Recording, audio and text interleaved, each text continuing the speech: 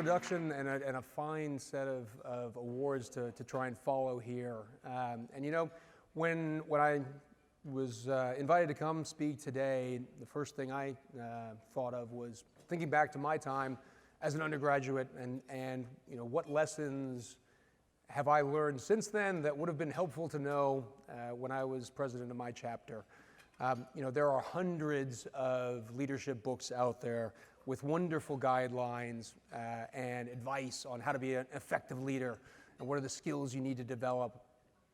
One of the ones that I find particularly hits home is called Extreme Leadership by Jocko Willink. He's an ex-Navy SEAL commander, served and oversaw troops in Iraq in combat.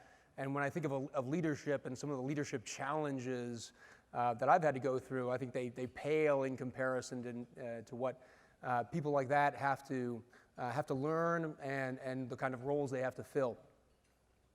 So I thought about, okay, what can I share with you all today? And I've learned a bit about leadership over my 20-year career, and I know I've learned and gotten pretty good at one element particularly, and that's making mistakes. So I thought I could share some of my mistakes and some of the lessons that I've learned from them in the hopes that it can help some of you as well. And because I've had my share of leadership challenges as well. Took a role at Tesla in 2009 when the company was just getting started. We're starting to build up the Model S, and we had to hire hundreds of people, create a manufacturing plan, a supply chain, a vehicle, a manufacturing plan, and a business plan completely from scratch.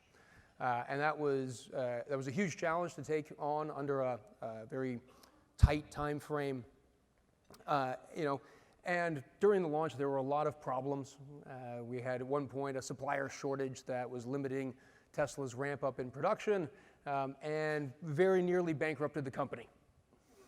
So Elon Musk is not an easy guy to work for on the best of days. You can imagine how it is under those kinds of conditions.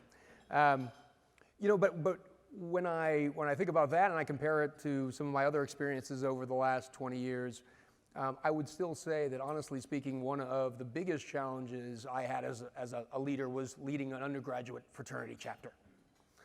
So I applaud all of you for being here today to start learning some skills, enhancing your leadership abilities, because running a small chapter of college-age men is one of the most challenging things you can do, right? You're young, you're inexperienced, you haven't had any leadership training or formal education in how to lead people, and you're trying to lead a group of, at least in my chapter's case,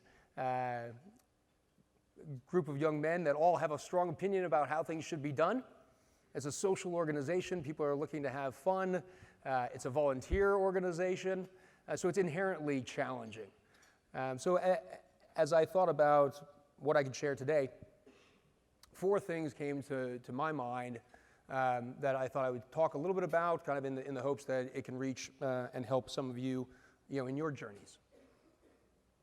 So the first thing I would say in terms of guidance to building your leadership skills is to focus on inspiring and explaining what you're trying to do rather than trying to command and control a group of people. You know, when I became president of my chapter, I was excited. I had a chance to organize and build the chapter and do all these great things, and we had all these plans. And I am an engineer by background and by mentality, so I'm very left brain, I'm very organized. You know, we quickly put into place a great schedule of events. We had calendars, we had organized meetings, and the chapter was running really, really well in a lot of ways, but in other ways we weren't running well. The Balanced Man program was okay, but we wanted to improve it, and we were having a really tough time getting the Epsilon and Brother Mentor stages working effectively. People were kind of topping out at Phi, some of them were getting to Epsilon, and we wanted to build that up. So we created trackers, and we reminded people of everything they had to achieve this semester, and we followed up on all that. And it didn't work very well. Because what we failed to do, and what I failed to realize at the time was we weren't getting through to people. They weren't understanding the big picture. They didn't understand why they should be doing these things. Right? We were focused too much on trying to control the program, develop things, keep people on track and organized, and weren't reaching through to people and helping them understand what are the advantages of the BMP, what is the advantage, why should I become an Epsilon, why should I become a brother mentor. So we tried to change things up. We tried to start having more mentorship, focus a lot more on helping people understand how they could grow and develop by going through those stages. So I would strongly recommend that you always focus on reaching people directly, helping them understand the why. In another organization that I was running as a grad student, I worked with a close friend. We were both running this organization together, and he would get frustrated at times and say, it'll be so much easier when we're in the working world. Right? When we have to run a team in a company, everyone just has to do what you tell them, right? And I will share that is not the case. That is not how it works.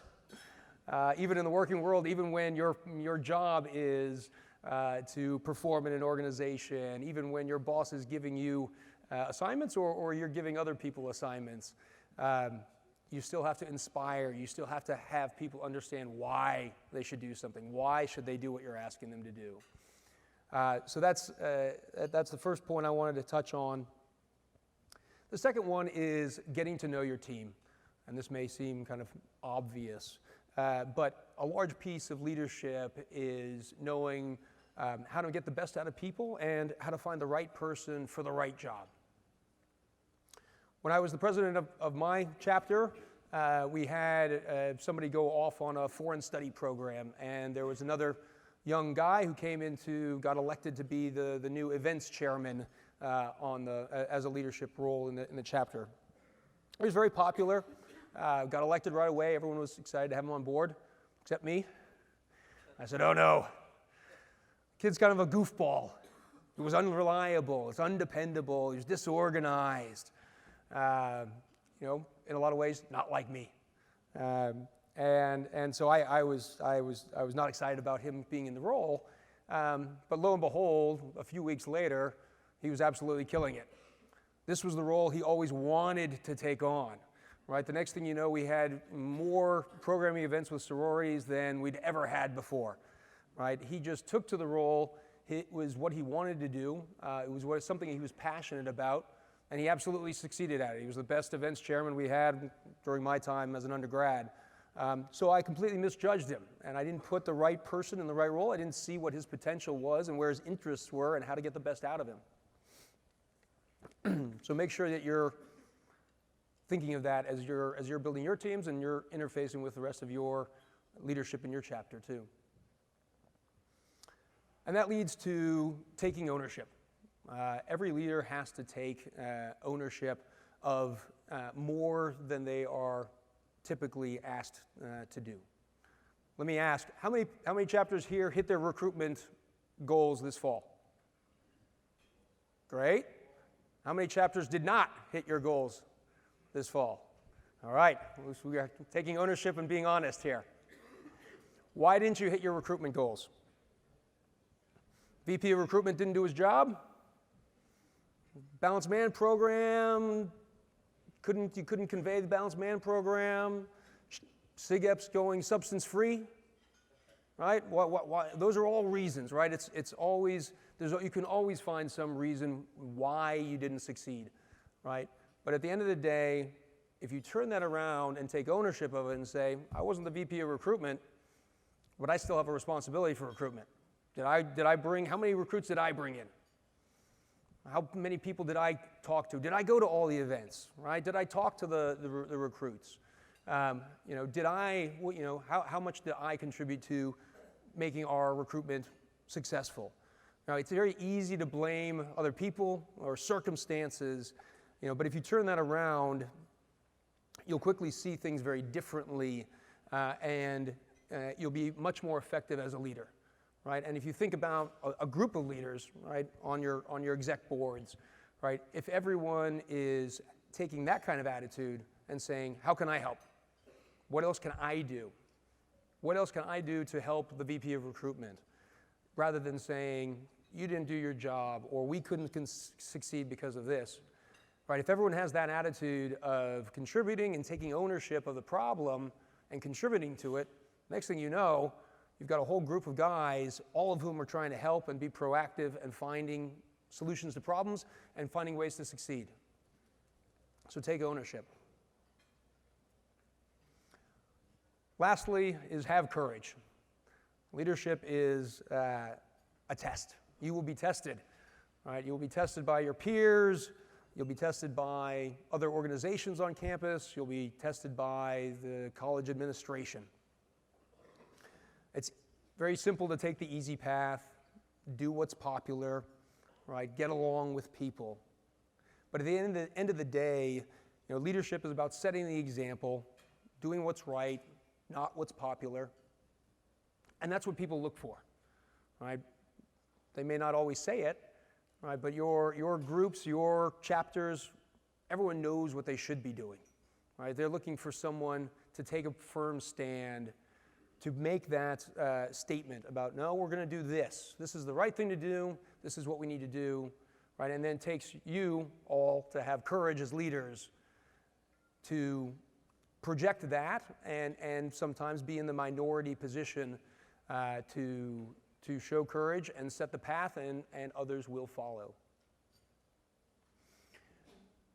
The other thing I think about when I think about leadership is the fact that it's not something that you can learn, even in a weekend seminar, even in a great Carlson Leadership Academy weekend seminar. It's not something it's something that you learn over time. It's something you have to hone. It's a craft, it's a skill. It takes experience, it takes time, it takes repetition. I think of the definition of excellence, right? Sustained high performance over time. And it's the same with leadership. So I would highly encourage you to keep learning. I think you're all taking a great first step by being here this weekend. Carlson Leadership Academy, the RUC program, all of the programs that Signify Epsilon puts together are fantastic training programs. And you're starting down that path. Take the advantage of that. Soak everything up this weekend. Interact with headquarters staff, all the volunteers, peers from other chapters, and keep working on honing those skills. Thank you very much. I appreciate your time and attention and the invitation to be here, and I wish you all the best of luck with your journeys.